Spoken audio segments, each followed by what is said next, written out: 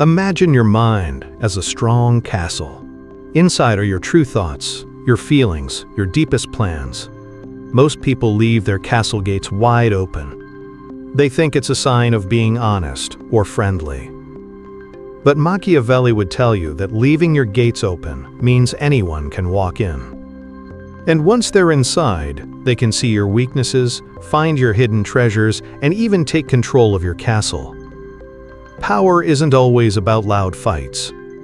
Sometimes, it's quietly lost when you show too much. When a tiny crack appears in your defenses. And the tricky part? You often don't even know you're showing these cracks. The small feelings that give you away aren't always big emotions. They're tiny signals, like a slight hesitation, a quick glance, or a word spoken too quickly. These small things make you easy to read, easy to guess, and easy for others to use against you. Machiavelli never worried about his castle's outer walls. He focused on protecting its core. Because once someone knows what truly moves you, what upsets you, or what you really want, they own you. Not by force, but by understanding your weaknesses. If you want a mind that no one can trick, bend, or break, you must learn to protect your inner castle. Chapter 1. Close the front gates, guarding your wants. The first step to protecting your inner castle is to keep your main desires and wants a secret. Think of these as the valuable treasures in your main hall. Many people act like eager guards, showing everyone their most valuable possessions. They say things like, "I really hope to get that promotion," or "I desperately want this person to like me," or "This chance means everything to me." This is like putting a big sign on your castle gates saying, "Valuable treasure inside, please come in." Machiavelli would say, the moment you show how much you want something, you give power to the other person. You've told them, "You have something I need." And that gives them an advantage over you. This happens everywhere. When you're hoping for a new job, when you want a relationship to work, when you're trying to make a deal. If you act too eager, you come across as needy, and neediness makes you weak. To protect your inner castle, learn to hold back your eagerness. When you speak, do it calmly, with short pauses. Nod sparingly. Let quiet moments fill the air instead of rushing to agree or praise. Give the impression that you are watching, thinking, observing, not trying to prove yourself or win approval. Because in any situation, the person who seems least eager always feels most in control. Not because they actually have more, but because they seem to need less. Think about how often you might have done this. Sending messages too quickly when someone doesn't reply, praising someone too much, showing up too early for a meeting. These aren't signs of confidence. They're cracks in your castle wall, and Machiavelli would warn you, don't show anything unless it helps you. Just a quick reminder, if this is the kind of content that resonates with you, make sure you're subscribed so you don't miss what's next. Chapter 2. Watch the windows hiding your mixed feelings. The second danger is like having open windows in your castle, showing a battle happening inside. This is the feeling of mixed admiration. It's when you respect someone for what they have, but you also secretly wish you had it, or feel a bit annoyed that they have it. It shows up in small ways, a compliment that feels a little forced, praising someone but also subtly comparing yourself to them, or trying to be friends with people who are more successful, but never fully accepting their lead. The moment someone sees this mix of feelings in you, two things happen. Number 1, they realize you want their spot. Number 2, they realize you won't truly support them in the long run. From that point, they see you not as a friend, but as a quiet threat with a fake smile. This mixed feeling is like a poison because it comes from feeling unsure about yourself, but it's hidden under a show of respect. Even someone just casually watching can feel the tension. Your eyes might say one thing, but your tone says another. That's all it takes to lose respect and show your inner struggle. Machiavelli would have removed this habit from anyone he advised. Because he knew, if you praise something you secretly envy, you're basically admitting you're weaker than it, and if you secretly resist it, you show your inner conflict. True power means you either respect fully or not at all, never both. If you study someone, do it quietly, without praise, or do it openly, with full, honest respect and no hidden anger. But this in-between feeling, this emotional gray area of respect and annoyance, is how you let people see inside your inner castle. And once they do, you're not strong and hidden, you're like a clear glass. To close these windows, you must look closely at who you secretly watch or envy. Who do you praise but feel uneasy around? Who makes you feel small, even if you pretend otherwise? That's the feeling you must remove from your outward actions. Not because it's a bad feeling, but because it's visible. And being visible in this way is a weakness. Chapter 3. Fortify the walls hiding your doubts before they appear. There's a third feeling, still very common and even more dangerous, that gives your castle away without you knowing. This is anticipatory doubt. It's not fear that happens after a threat. It's the feeling of doubt that leaks out before anything bad even happens. It's the slight drop in your voice before you ask a question. The hesitation before you make a decision. The small warning you give before you speak. I might be wrong, or this probably won't work, but I'll try. You don't notice you're doing it, but everyone else does, especially those who want to challenge you. Anticipatory doubt is the feeling of someone who has already quietly prepared for failure, not publicly, but in their own mind. And it shows in how you stand, in your energy, in how you look at someone when you share your idea, as if you're asking for permission. It shows in the way you reject yourself before others even get a chance to. Machiavelli would have seen this as a huge mistake, not because it makes you weak, but because it invites others to attack. It tells everyone around you, I don't fully believe in myself, so if you want to challenge me, now's your chance. And whether it's in politics, business, relationships, or simple daily life, that is enough to make others test your limits. Because true confidence isn't about always being right, it's about never flinching. And when your presence starts to show signs of inner doubt, you make others want to test your authority. This isn't always done with bad intentions, sometimes it's unconscious, but the result is the same. You lose control. This is why people who speak slower, pause longer, and show firm belief, even if they're not smarter, are seen as leaders. Not because they have better answers, but because they show less inner conflict. That's what people respond to. To remove anticipatory doubt and fortify your walls, you have to stop talking about your insecurities. You have to break the automatic habit that seeks approval before you act. When you have a thought, just state it clearly. When you're unsure, act with calm strength anyway. When someone questions you, don't rush to defend yourself. Let them sit in the quiet discomfort of your silence. Chapter 4. The Unreadable Navigator. Controlling your signals. True power isn't found in having all the answers. It's found in the lack of worry behind them. And here's a deeper truth Machiavelli knew. When you do feel eagerness, mixed admiration, or anticipatory doubt, that's just being human. You can't always stop these feelings from happening inside, but you can stop them from showing outside. That's the real game. Not to be emotionless, but to be unreadable. Because people aren't mind readers, they're like careful observers. They watch how you breathe, how you pause, how your voice changes when a topic shifts, how often you say, I don't know, how you look when someone challenges you. And every tiny change sends a message about how easily you can be broken. Your job, if you want a mind no one can penetrate, is to stop sending out that secret code. Turn off the signal. Mute the leaks, not by forcing yourself or by acting tough, but by being calm and purposeful in your presence.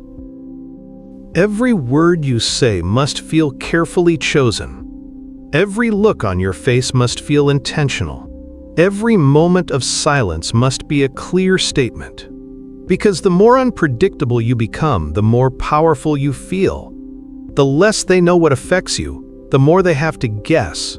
And guessing uses up a lot of their energy. That's your advantage.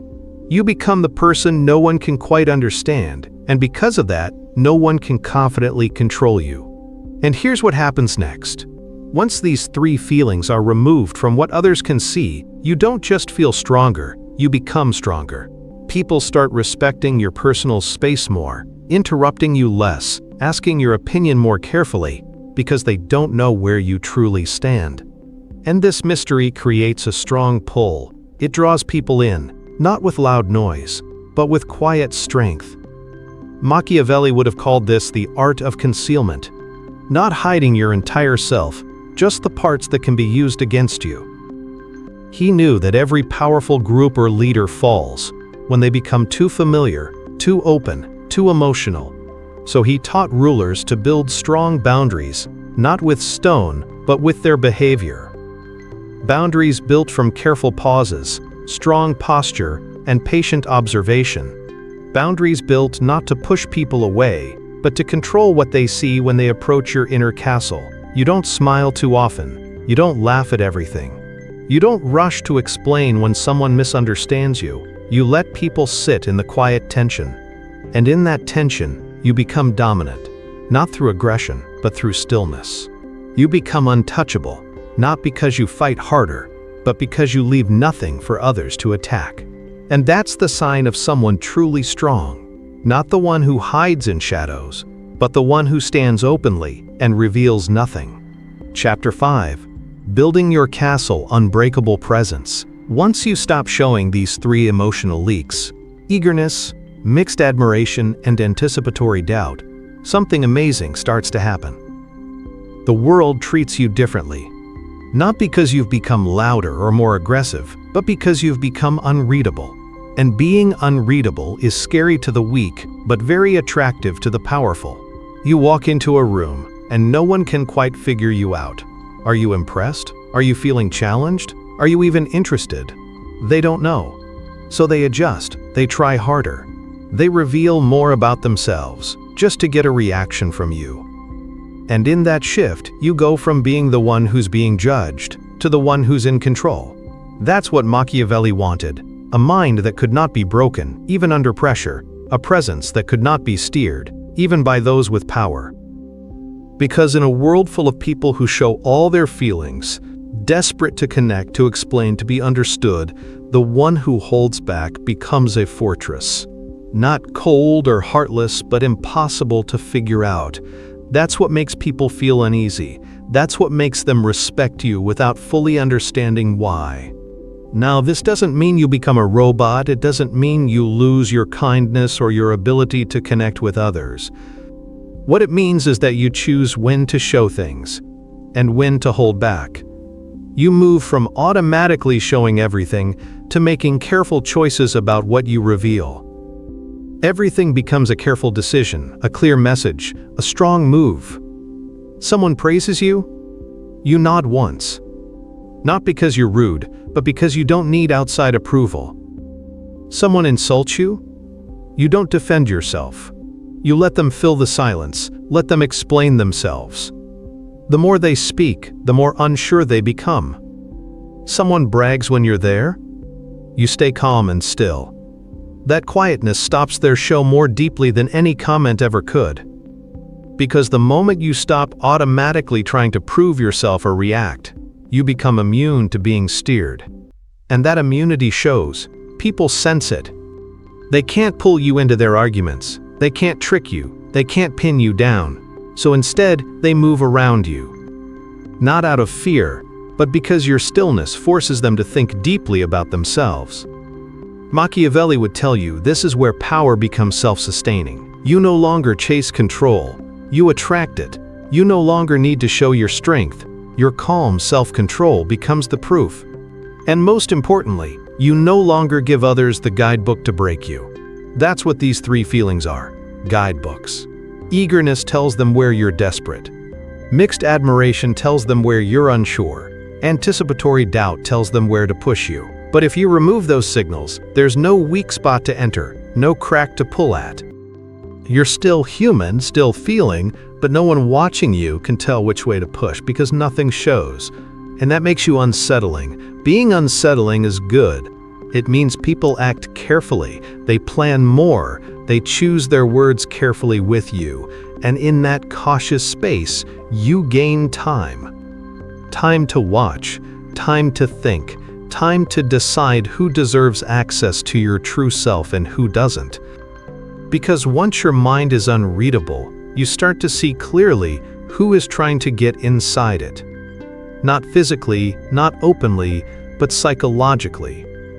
Through flattery, competition, trying to upset you, indirect attacks, all the tricks people use to try and move you. But they won't work, because there's nothing for them to grab onto. You are calm, focused, strong. You don't explain your big plans. You don't try to justify your calmness.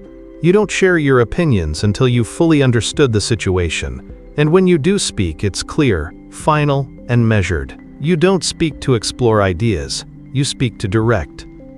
Machiavelli would say, "Whoever shows their mind too easily becomes controlled by those who understand it better than they do." And that's the sad truth for most people. They think sharing everything makes them honest, kind, and open. But it only makes them easy to figure out.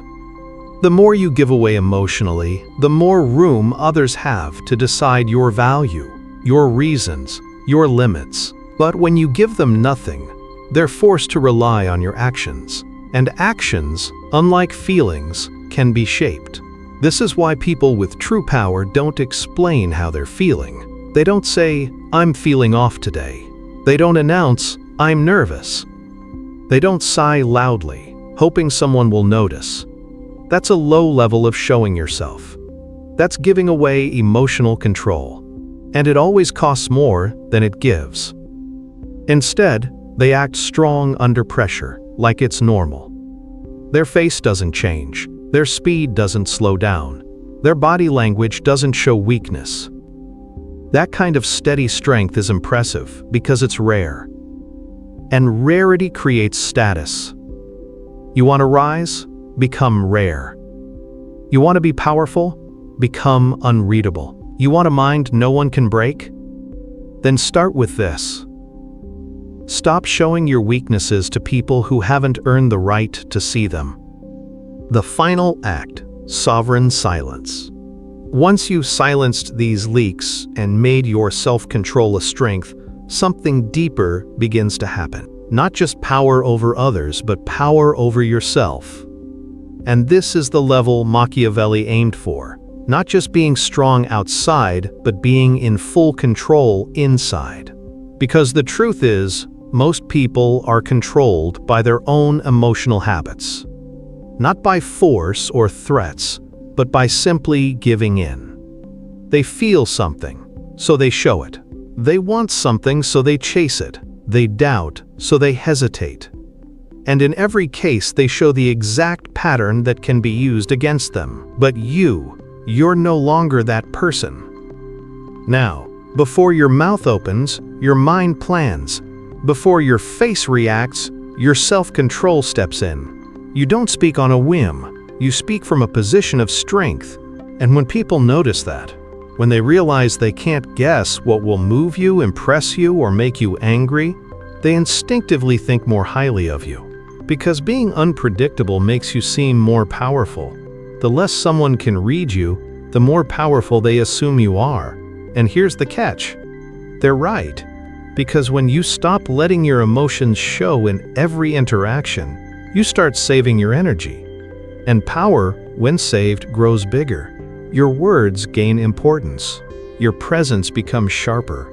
People start thinking more carefully before they speak to you. Not because you're mean, but because you've trained them to respect the quiet. You've trained them to approach with purpose, not noise. This is how influence works. Not by being the loudest, but by being the hardest to move. And it's here where Machiavelli's true genius reveals itself. He didn't say to be cold, he said to be strategic. He knew that people who show all their feelings are easier to control. So the goal wasn't to kill emotions, it was to hold them in, refine them, delay them long enough to use them smartly when it truly matters. You still feel eager, but you don't show it. You still feel admiration, but you don't let it turn into unhealthy comparison. You still feel doubt, but you don't show it until it's been tested. This is the core of the unreadable mind. You feel deeply, but you show nothing that can be used against you. And now the world can't figure you out. Let them try. Let them carefully examine every pause you take, every look you hold back, every nod you delay. The more they try to guess what you're thinking, the more unsure they become. And being unsure leads to hesitation. That's your advantage. While they hesitate, you decide. While they guess, you act. While they try to figure you out, you're already 3 steps ahead, making moves they didn't even see coming. That's how power is built quietly, in the space between your true feelings and what you show. You begin to realize that your silence is more powerful than most people's noise. That your refusal to be provoked is more impressive than any show of strength. And that the most effective person in the room is never the one shouting. It's the one who can stay calm in a difficult situation and not show weakness. This is how powerful leaders act, how smart planners think. They don't just survive the game, they change its rules. But let's be very clear, this way of being has a price. You'll lose some people. People who want instant access to your thoughts. People who demand constant emotional updates, reassurance, easy connection. They'll call you distant, cold, maybe even arrogant. Let them label what they can't understand. Because connections built on you, showing all your weaknesses, aren't real connections. They're just people using you. And people who only understand you when you're hurt are not true friends. They are simply taking advantage. You don't exist to constantly feed other people's emotional needs. You exist to build something important. And building takes energy. Building takes focus. Building takes quiet determination. So you build without explaining. You rise without showing off. You remove emotional signals, not to become empty, but to become precise. And soon, those who once demanded your openness will either leave or change. They'll learn to respect your boundaries, or they'll be replaced by people who do. Because this kind of mind doesn't attract everyone. It makes most people uncomfortable.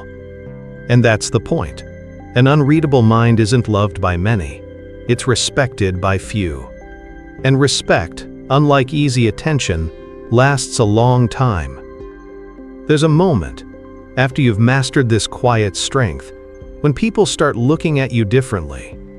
Not just with curiosity, but with caution. They can't place you. They can't figure out your inner world.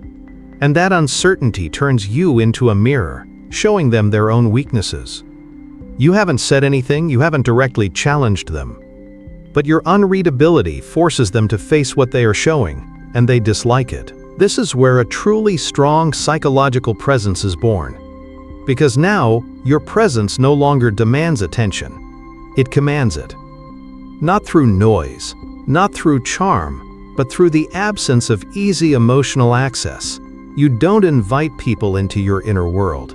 You make them earn entry. And by doing so, you completely change the power dynamic. They want your approval, they want your reaction, they want access.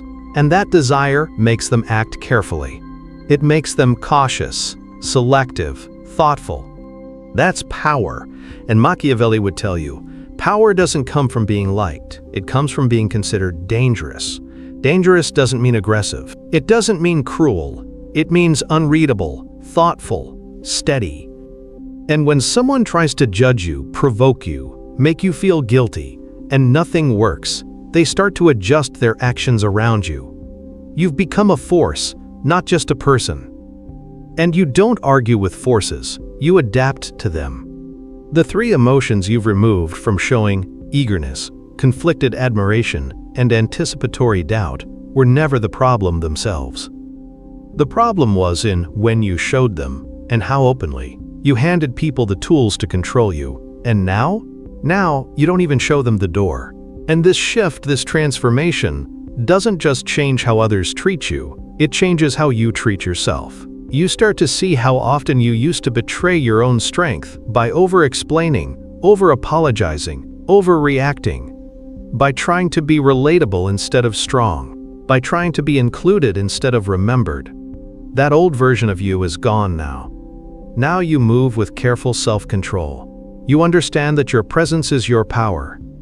And every word, every look, every signal is either sharpening that power or weakening it. So you choose to sharpen. You don't rush to fill silences anymore. You don't make yourself less intense to make others comfortable. You don't weaken your discipline to please others. You embody the quiet strength of a person who does not need to be understood, only respected. That's the edge. And it makes people nervous. They'll search your face for clues. They'll push just to see if you'll react. They'll talk more when you say less. Why? Because they're trying to gain an advantage. And every second you remain calm, they realize they don't have it. This is where you become dangerous. Because you're not playing the emotional game anymore. You're playing the energy game. And your energy is no longer a faucet they can turn on with praise or shut off with rejection. It's fixed, unchanging. It moves on your terms. That's what makes you unreadable. But make no mistake, people will test you, especially when they can't read you. They'll throw out tempting ideas, hoping you'll chase them. They'll pretend to be open, hoping you'll also show your weaknesses. They'll try to make you feel guilty, flatter you, provoke you, not to truly connect, but to break your steady presence. Don't give them what they want. Let their tricks fail. Let the silence grow. Let the tension build until it breaks them, not you. Because when someone tries to test your limits and finds none, they begin to believe you have no limit. That is power, not brute strength, not loud declarations, but the quiet, slow wearing down of their confidence in controlling you. And once they lose that belief, they obey, not out of fear, but out of respect. Because now they know you don't need them. You don't need their approval, their praise, or their understanding. You've built something stronger than charm. You've built presence. When the last piece clicks into place, when your emotions are no longer easily seen, when your energy cannot be swayed, and your silence becomes sharper than any words, you cross a threshold. You stop being perceived as just another person in the room. You become a powerful presence, something people feel before you speak, something they can't quite define, but instinctively respect. Or fear, or both. This is the final stage of Machiavelli's game, not just to understand power, but to become it. Because an unreadable mind doesn't need to announce itself. It doesn't demand respect. It creates an atmosphere where disrespect simply doesn't happen. People don't even think to challenge you, not because you're scary, but because you're impossible to read. And what can't be read can't be predicted. What can't be predicted can't be controlled. This is where true mastery begins.